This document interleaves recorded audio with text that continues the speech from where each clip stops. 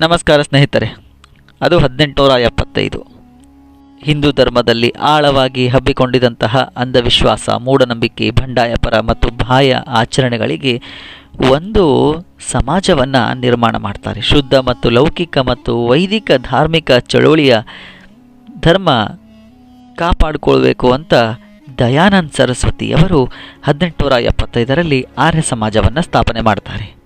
ಈ ಒಂದು ವಿಡಿಯೋದಲ್ಲಿ ಆರ್ಯ ಸಮಾಜದ ಬಗ್ಗೆ ನಾನು ನಿಮಗೆ ಮಾಹಿತಿ ಕೊಡೋದಿಲ್ಲ, ಆದರೆ ಆರ್ಯರು ಯಾರು, ಆರ್ಯರು ಎಲ್ಲಿಂದ ಬಂದರು ಹಾಗೂ ಆರ್ಯರು ಯಾವ ಯಾವ ದೇಶದಿಂದ ಇಲ್ಲಿಗೆ ಬಂದರು ಹಾಗೂ ಆರ್ಯರ ಬಗ್ಗೆ ಇರುವಂತಹ ಚರ್ಚೆ ಏನು ಅಂತ ಸಂಪೂರ್ಣವಾಗಿ ಮಾಹಿತಿಯನ್ನು ಕೊಡ್ತೇನೆ. ನನ್ನ ಚಾನಲ್ ಇಷ್ಟ ಆಗಿದ್ದರೆ ಶೇರ್ ಮಾಡಿ, ಲೈಕ್ ಮಾಡಿ ಹಾಗೂ ಸಬ್ಸ್ಕ್ರೈಬನ್ನು ಮಾಡಿ. ದಯಾನಂದ ಸರಸ್ವತಿಯವರು ಸ್ಥಾಪಿಸಿದ ಆರ್ಯ ಸಮಾಜದ ಉದ್ದೇಶ ಏನಾಗಿತ್ತು ಅಂತ ನಾವು ನೋಡೋದಾದರೆ, ವೇದಗಳ ಶುದ್ಧತೆ ಪುನರ್ಸ್ಥಾಪನೆಗಾಗಿ ಹಾಗೂ ಮೂಢನಂಬಿಕೆ ಮತ್ತು ಜಾತಿ ಪ್ರಥೆಯ ವಿರುದ್ಧ ಆಗಿತ್ತು, ಮತ್ತು ಸತಿ ಮತ್ತು ಬಾಲ್ಯ ವಿವಾಹದ ವಿರುದ್ಧ ಆಗಿತ್ತು, ಮತ್ತು ವಿದ್ಯಾಭ್ಯಾಸ ಮತ್ತು ಸಾಮಾಜಿಕ ಸುಧಾರಣೆ ಹಾಗೂ ಭಗವಾನ್ ಮಾತ್ರ ಆರಾಧ್ಯ ಪೂಜೆ, ಈ ಎಲ್ಲ ಉದ್ದೇಶಗಳನ್ನು ಆರ್ಯ ಸಮಾಜ ತೆಗೆದುಕೊಂಡು ಬಂದಿತ್ತು. ಆದರೆ ಆರ್ಯರು ಯಾರು ಅಂತ ಪ್ರಶ್ನೆ ಬಂದಾಗ ಅಲ್ಲಿ ನಮಗೆ ಕುತೂಹಲವಾದ ಮಾಹಿತಿಗಳು ಸಿಗ್ತವೆ. ಸ್ನೇಹಿತರೆ, ಆರ್ಯರು ಎನ್ನುವುದು ಭೌಗೋಳಿಕ ಭಾಷೆಯ ಸಂಸ್ಕೃತಿಯ ಪರಿಕಲ್ಪನೆಯಾಗಿದೆ. ಈ ಶಬ್ದ ಮಹಾನ್ ಮತ್ತು ಉನ್ನತ ಮತ್ತು ಶ್ರೇಷ್ಠ ಎಂಬ ಅರ್ಥವನ್ನು ನೀಡುತ್ತೆ.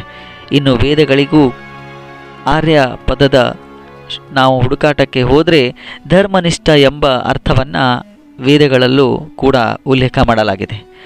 ಆರ್ಯರು ಕೆಲವೊಬ್ಬರ ಅಭಿಪ್ರಾಯದ ಪ್ರಕಾರ ಹೊರಗಿನಿಂದ ಬಂದವರು ಅಂತ ಕೆಲವೊಬ್ಬರು ಹೇಳಿದ್ರೆ, ಇಲ್ಲ ಅವರು ಭಾರತದವರೇ ಅಂತ ಕೆಲವರು ವಾದ ಮಾಡ್ತಾರೆ.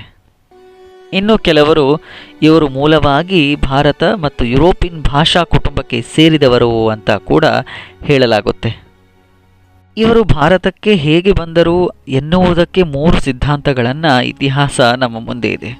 ಮೊದಲನೇ ಸಿದ್ಧಾಂತ, ತ್ರೇತಾಯುಗದ ಆರಂಭದಲ್ಲಿ ಬಂದರು ಮತ್ತು ಇವರ ಮೂಲ ಕೇಂದ್ರ ಏಷ್ಯಾ ದ್ರಾವಿಡನ್ ಸೋಲಿಸಿ ನಂತರ ಭಾರತಕ್ಕೆ ಬರ್ತಾರೆ ಅಂತ ಹೇಳಲಾಗುತ್ತೆ.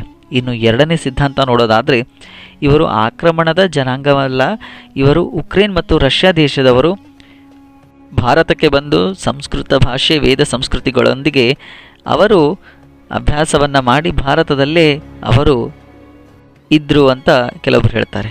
ಇನ್ನು ಮೂರನೇ ಸಿದ್ಧಾಂತ ನೋಡೋದಾದರೆ, ಆರ್ಯರ ಮೂಲ ಭಾರತ, ಇವರು ಭಾರತೀಯರೇ, ಸಂಸ್ಕೃತ ಇವರಿಂದಲೇ ಬಂತು, ವೇದಗಳು ಇವರಿಂದಲೇ ಬಂತು ಮತ್ತು ಭಾಷಾ ಸಂಸ್ಕೃತಿ ಎನ್ನುವುದು ಇವರಿಂದನೇ ಬಂತು ಅಂತ ಕೆಲವೊಬ್ಬರು ತಮ್ಮ ಸಿದ್ಧಾಂತಗಳನ್ನು ತಾವು ಪ್ರತಿಪಾದಿಸಿದ್ದಾರೆ. ಇಂದಿಗೂ ಕೂಡ ಸತ್ಯಕ್ಕೆ ಈ ಸಿದ್ಧಾಂತಗಳು ಹತ್ತಿರವಾಗಿರದೆ ದೂರವೇ ಉಳಿದಿವೆ. ಆದರೆ ಅವರು ಹೇಗೆ ಬಂದರು ಅಥವಾ ಹೇಗೆ ಇಲ್ಲಿಂದ ಹೋದರು ಅನ್ನೋ ಮಾಹಿತಿಗಿಂತ ಇಲ್ಲಿ ಇರುವಾಗ ಏನೇನೋ ಬದಲಾವಣೆಗಳಾದವು ಅನ್ನೋದು ಮುಖ್ಯವಾಗುತ್ತೆ. ಆರ್ಯರು ಭಾರತಕ್ಕೆ ಬಂದ ನಂತರ ಆದಂತಹ ಬದಲಾವಣೆಗಳನ್ನು ನಾನು ಸಂಕ್ಷಿಪ್ತವಾಗಿ ನಿಮಗೆ ತಿಳಿಸ್ತೇನೆ. ಸ್ನೇಹಿತರೆ, ಆರ್ಯರು ಋಗ್ವೇದ, ಯಜುರ್ವೇದ, ಸಾಮವೇದ ಮತ್ತು ಅಥರ್ವವೇದಗಳನ್ನು ರಚನೆ ಮಾಡ್ತಾರೆ. ಜೊತೆಗೆ ಆಚರಣೆಗಳು, ಯಜ್ಞ, ಅಗ್ನಿಹೋತ್ರ, ಸಂಸ್ಕೃತ, ದೇವರ ಪೂಜೆ, ವೇದ ಪಾಠ ಮೊದಲಾದವುಗಳು ಅವರು ಆಚರಣೆಗೆ ತರ್ತಾರೆ. ಇನ್ನು ನಾಣ್ಯದ ಬಳಕೆ ಇವರ ಕಾಲದಲ್ಲೇ ಇತ್ತು. ಹೌದು, ವ್ಯಾಪಾರ ಆಗಿರ್ಬೋದು ಹಾಗೂ ನಾಣ್ಯಗಳ ಉತ್ಪಾದನೆ ಆಗಿರ್ಬೋದು ಹಾಗೂ ಹಾಲು ಉತ್ಪಾದನೆ ಮತ್ತು ಹೋರಿ ಅಂದರೆ ಗೂಳಿಗಳ ಸಾಕಣೆಗಳು ಇವರ ಕಾಲದಲ್ಲಿ ನಡೀತಿತ್ತು. ಇವರ ಕಾಲದಲ್ಲಿಯೇ ಪಾಣಿನಿಯವರ ಅಷ್ಟಾಧ್ಯಾಯ ಗಣಿತ ವ್ಯಾಕರಣ ಒಂದು ಬಹುಮುಖ್ಯ ಕೊಡುಗೆ ಆಗಿದೆ. ಹೌದು, ಗಣಿತದಲ್ಲಿ ಇದೊಂದು ಅವಿಸ್ಮರಣ ಕೊಡುಗೆ ಆಗಿದೆ ಅಂತ ಅಂದರೂ ಕೂಡ ತಪ್ಪಾಗೋದಿಲ್ಲ. ಆರ್ಯರು ಸಮಾಜದಲ್ಲಿ ಬ್ರಾಹ್ಮಣ, ಕ್ಷತ್ರಿಯ, ವೈಶ್ಯ, ಶೂದ್ರ ಈ ಜಾತಿ ಪದ್ಧತಿಗಳನ್ನು ರೂಪ ನೀಡಿದರು. ಎಲ್ಲ ಜಾತಿಯವರು ಒಂದೇ ಕಾರ್ಯಗಳನ್ನು ಮಾಡುವುದಕ್ಕಾಗುವುದಿಲ್ಲ. ಕೆಲವೊಂದು ಜಾತಿಯವರಿಗೆ ಅವರದೇ ಆದಂತಹ ಕಾರ್ಯಗಳು ಇರ್ತವೆ. ಆ ಕಾರ್ಯಗಳ ಅನುಗುಣವಾಗಿ ಅವರು ತಮ್ಮ ನಿರ್ವಹಣೆಯನ್ನು ಮಾಡಬೇಕು ಅನ್ನೋದು ಇವರ ಒಂದು ವಾದವಾಗಿತ್ತು. ಇನ್ನು ಮಹಿಳೆಯರಿಗೆ ಉತ್ತಮ ಸ್ಥಾನ ಆರ್ಯರ ಕಾಲದಲ್ಲಿತ್ತು ಮತ್ತು ವಿದ್ಯಾರ್ಥಿಗಳಿಗೆ ಗುರುಕುಲದ ಪದ್ಧತಿಯನ್ನು ಆ ಒಂದು ಕಾಲದಲ್ಲಿಯೇ ನೀಡಿದರು. ಹೌದು, ವಿದ್ಯಾಭ್ಯಾಸಕ್ಕೆ ಒತ್ತು ನೀಡಿದವರು ಆರ್ಯರು. ಇನ್ನು ರಾಮಾಯಣ, ಮಹಾಭಾರತ, ವೇದೋಪನಿಷತ್ತುಗಳು ಹೆಚ್ಚು ಬೆಳಕಿಗೆ ಬಂದದ್ದು ಇವರ ಒಂದು ಕಾಲದಲ್ಲಿ. ಮೂಲವಾಗಿ ಆರ್ಯರು ದ್ರಾವಿಡ ಭಾಷೆಗೆ ಒತ್ತು ನೀಡಿದರು. ಹಾಗಾಗಿ ಅವರನ್ನು ದ್ರಾವಿಡರು ಅಂತ ಕರೀತಿದ್ರು. ಮತ್ತು ಇವರ ಒಂದು ಕಾಲದಲ್ಲಿ ಪಾಲಿ ಮತ್ತು ಪ್ರಾಕೃತ ಮತ್ತು ಹಿಂದಿ ಮೊದಲಾದ ಭಾಷೆಗಳು ಬೆಳಕಿಗೆ ಬಂದವು. ಮತ್ತು ಆರ್ಯರ ವಾಸಸ್ಥಳ ಅರಮನೆ ಆಗಿರಲಿಲ್ಲ. ಅವರು ನದಿಗಳ ಪಕ್ಕ ಕೃಷಿ ಮತ್ತು ಪಶುಪಾಲನೆ ಮತ್ತು ಹೈನುಗಾರಿಕೆ ಮತ್ತು ಕೂಲಿಗಳ ಕೆಲಸವನ್ನು ಮಾಡಿ ಅಲ್ಲೇ ಮಾರುಕಟ್ಟೆಯನ್ನು ಸ್ಥಾಪಿಸಿ ಊರಿನ ಜನರ ಆಕರ್ಷಣೆಗೆ ಇವರು ತಮ್ಮ ವ್ಯಾಪಾರವನ್ನು ನದಿಗಳ ಪಕ್ಕದಲ್ಲಿಯೇ ಪ್ರಾರಂಭ ಮಾಡ್ತಿದ್ರು. ಆ ಕಾಲದಲ್ಲಿಯೇ ಕಲೆಗೆ ಹೆಚ್ಚು ಪ್ರಾಮುಖ್ಯತೆ ನೀಡಿದವರು ಆರ್ಯರು.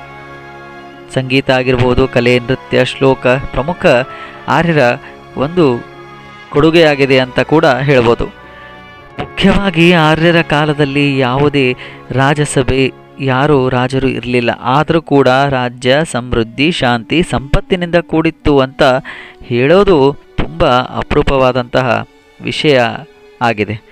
ಇನ್ನು ಇವರ ಕಾಲದಲ್ಲಿ ಕುರು, ಪಂಚಾಲ ಮತ್ತು ಮತ್ಸ್ಯ, ಯಾದವ ಈ ಎಲ್ಲ ಜನಪದಗಳು ಕೂಡ ಈ ಒಂದು ಕಾಲದಲ್ಲಿ ಹೆಚ್ಚು ಪ್ರಾಮುಖ್ಯತೆ ಒಳಪಟ್ಟಿದ್ವು. ಹಾಗೂ ಇವರ ಕಾಲದಲ್ಲಿಯೇ ಜನಪದಗಳ ಕಲೆ ಬೆಳಕಿಗೆ ಬಂದವು.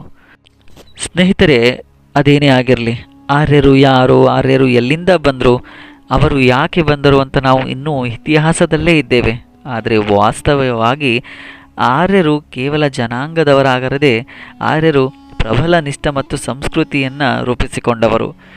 ಈ ಪರಂಪರೆ ನಂತರ ಬೌದ್ಧ, ಜೈನ ಹಾಗೂ ಭಕ್ತಿ ಪಂಥಗಳಂತಹ ನೂತನ ಧಾರ್ಮಿಕತೆಗೆ ಮಾರ್ಗ ನೀಡಿದ್ದು ಆರ್ಯರು.